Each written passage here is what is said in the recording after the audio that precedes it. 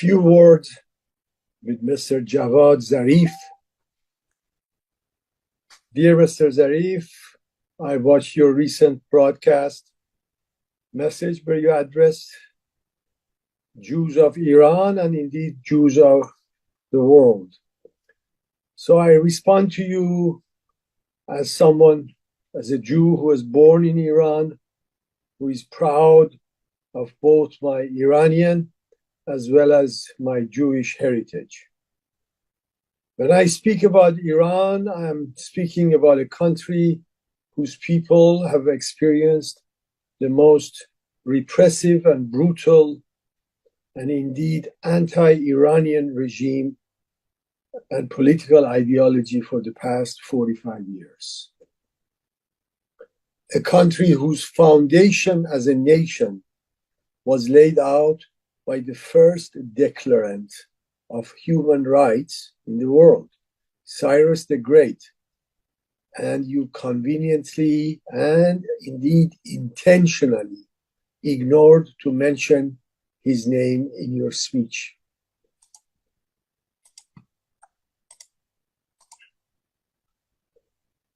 A country that my people, Jews, have resided in for over 2,700 years and have contributed and been part of its history, its literature, and its culture. We have been part of its advancements, and we have been witness to its ups and downs and its tragedies. Yes, I also respond to you as a Jew, as a member of a people who have contributed to the world monotheism and the highest standard of ethical teachings. A people whose history and destiny seem to be intertwined with that of Iranian people more than ever. Mr. Zarif, let me remind you that you are known to the Iranian people as the grand liar, Malikesh A'zam, the one who covers up the crimes of the Islamic regime to the free world.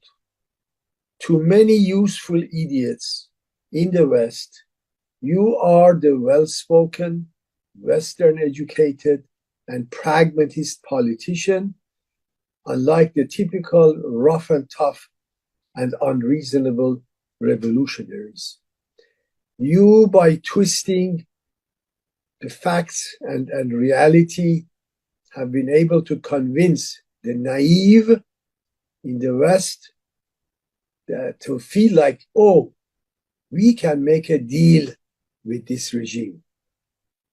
But Mr. Zarif, sorry, it's time for you to wake up and smell the roses. And as the saying goes, you can fool some people some of the time, but you cannot fool all the people all of the time. You ask the Jews of Iran to step forward and play a role in preventing war and bloodshed. Mr. Zarif, let me remind you, it is your regime, that the one that you represent, who is the instigator of intolerance, hatred, and bloodshed. It is the Islamic Republic that even before its inception cultivated the hatred of Jews and Israel by its founder. Have you conveniently forgotten that? Who is the one who said, same as the Battle of Khaybar, Zionists have to be killed? Don't scratch your head. It was your Imam Khomeini. Who was the one who made destruction of Israel as the foundation of its regional and worldwide foreign policy? Who has spent and given away billions of Iranian people's wealth to terror groups to murder Jews under the slogan of freedom for the Palestinians and the Lebanese people. Billions that could have been used for the advancement of Iran, assisting the poor children, building schools, building hospitals, and building infrastructure. Mr. Zarif, you speak to Iranian Jews. Have you asked yourself, why has the population of Iranian Jews dwindled to 90? Why has it dwindled to 5% of what it was before the revolution? Why has 95% of them left? Where did they go? Do you know why they left Iran? Why they left it while they loved it? And any fair person in the world does not have any doubt of the love and respect and the relationship of Iranian Jews with Iran. Hear this from me, an Iranian Jew. There are about 250 to 300,000 Iranian Israelis. There are about 75,000 or more Iranian American Jews. Do you know why they left Iran? Because unlike your lies, my people well knew and have experienced what an Islamic regime means. Our parents and grandparents and previous generations well knew that an intolerant and anti-Jewish Islamic regime means. Mr. Zarif, don't fool yourself.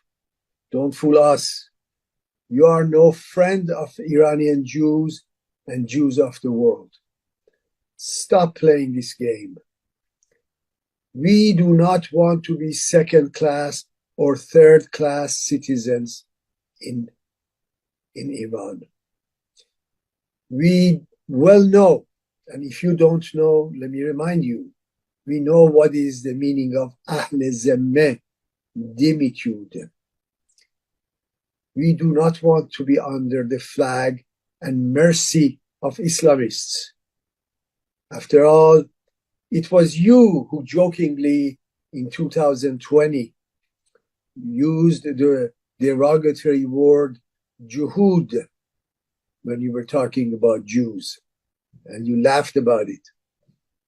You don't forget that. Mr. Zarif, life is too short. It is best to be truthful and honest. Just looking at the camera with a serious face is not enough. We do not want to be your pawns of propaganda, and surely we do not want to be your regime's hostages. We know very well when you say we distinguish between Jews, Judaism, and Zionism.